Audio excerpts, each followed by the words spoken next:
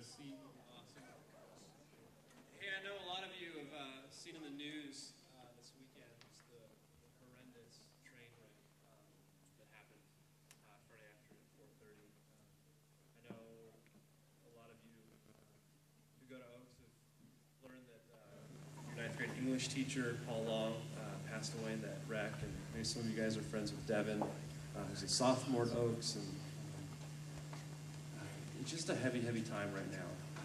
There's another gentleman, Mike, who attends here at Calvary. His daughter's a high schooler, and he serves in early childhood. And there's a lot of stuff going on right now, and right now I'm dealing with the fact that I found out on Friday afternoon, right around the same time, I found out my grandma, who was so close to, is dying.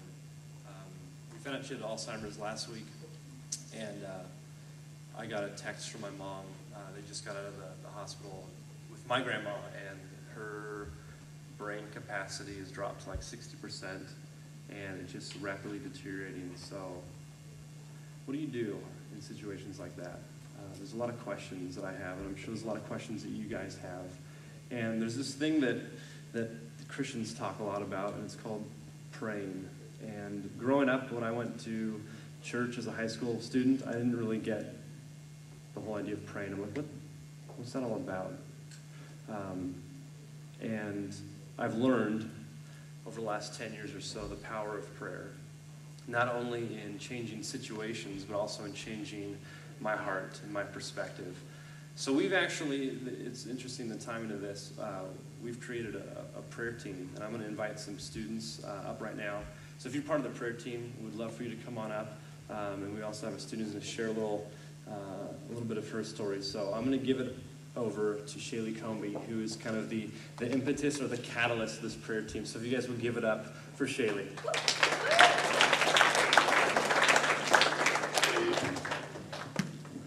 Okay.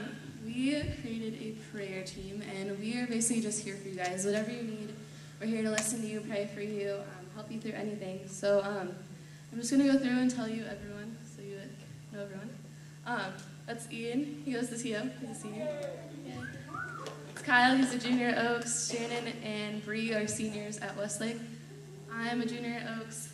Claire and Sarah and Dominique, they're all sophomores at Oak Park, Laura, and Oaks Christian.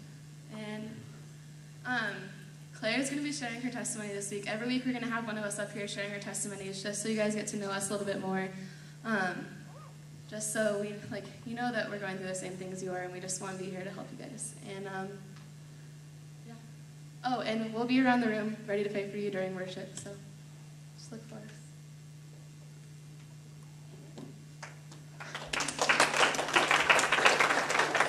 Yeah. Okay, so hi, I'm Claire Adams, and like Shaylee said, I'm a sophomore at Oak Park, and I'm going to be sharing my testimony this morning. And there's actually two kinds of testimony, and one of them is called a growth story, which is like growth, like a situation that you grow in God. And the other one is like a rebirth story, where you have rebirth in God. So mine is actually a growth story, and I became a Christian when I was 5, and have gone to this church since I was born. And last summer, not this past summer, but the summer before, at the beginning of summer, my dad and my mom sat me and my sister down and told us that God had been laying on my dad's heart that he needed to leave the organization that he was in. And my dad was the vice president of a nonprofit Christian missions organization, and he has had that job since I was born, and that the people who worked in that the place with him were like my family.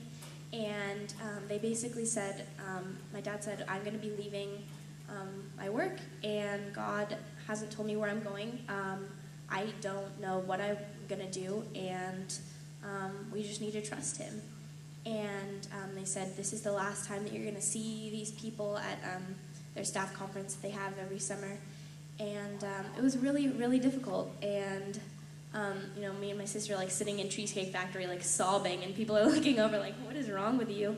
And it just took a couple days, but we just realized we're just going to have to put all our trust in God and not worry about and He's going to provide for us.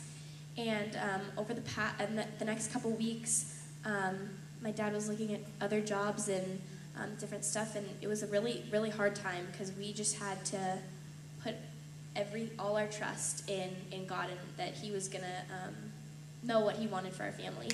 And my dad actually spent a few days up at Shaver Lake by himself and just to listen to what God had to say to him. And basically, through those couple days, God told him, you have put all your trust in me, and that's all I needed. And I just needed you to trust me and know that I was going to provide for you. And basically just told my dad, you don't need to leave your organization, you just need to change your position. And so he stayed with the company that he's with, and it worked out well, but he changed his position, and it was a time of growth because I just had to put everything I had in God and know that He was there for me. So, yeah. Yep.